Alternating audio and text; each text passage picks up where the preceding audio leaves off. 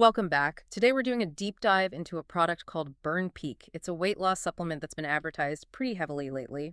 Our goal here is to look closely at what they promise versus what a critical review we've analyzed actually reports. Okay, so what exactly are they claiming? Burn Peak is pitched as this major breakthrough. Boost metabolism, turn you into a fat-burning machine, and specifically target stubborn belly fat.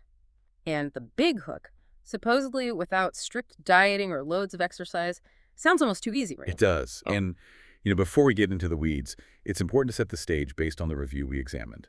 That source material concludes pretty bluntly that the product is, in its assessment, a scam. hmm, So our aim today is to walk you through the details presented in that review that led it to that conclusion. This is purely for awareness and education based on that source. got it. So purely reporting on the review's findings. Let's start with the ingredients then. The product apparently lists things like BHB ketones, making berry, green tea, cinnamon, quite a list. Yes, quite a cocktail. And what's interesting, according to the review, is how the alleged science is presented.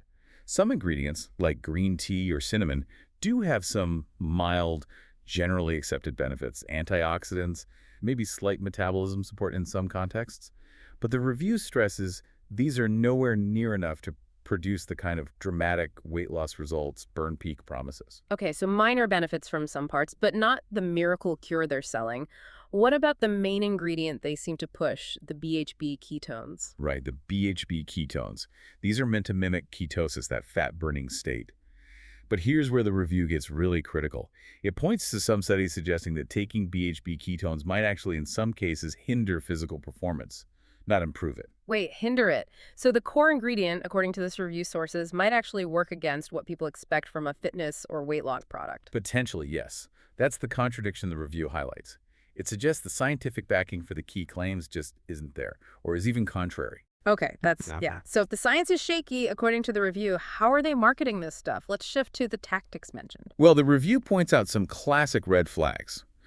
Things like promising results in just a few days. And a big one, claiming the pill specifically targets stubborn fat areas, like belly fat. Ah, the spot reduction myth. Science pretty much says you can't just melt fat off one specific body part, right? Exactly. Reportedly, it's physiologically impossible. So, according to the review, that's a major misleading claim right there in the marketing. And what about proof? Testimonials. Does the review mention those? It does. And it alleges that the website uses potentially fake testimonials. Mhm. We're talking like possibly AI-generated faces for users, maybe even made-up doctor endorsements. Wow. So not necessarily real people or real results being shown. That's the allegation in the review, yes. Yeah. Plus, it mentions high-pressure tactics, fake countdown timers saying offer ends soon, limited stock warnings, all designed to rush you into buying. Okay, so questionable marketing. But what about people who, according to the review, actually did buy and try it? Any feedback mentioned? Yes, the review compiled customer complaints. Many reportedly saw no results at all. And worse, some apparently experienced negative side effects. Things like nausea, dizziness, stomach pains were mentioned. Not great. Let's touch on the regulatory side. What does the review say about FDA status? Because that often causes confusion with supplements. That's a really important point. The review clarifies Burn Peak is reportedly not FDA approved. But here's the key distinction the review emphasizes. The FDA doesn't approve dietary supplements for effectiveness in the first place, only drugs.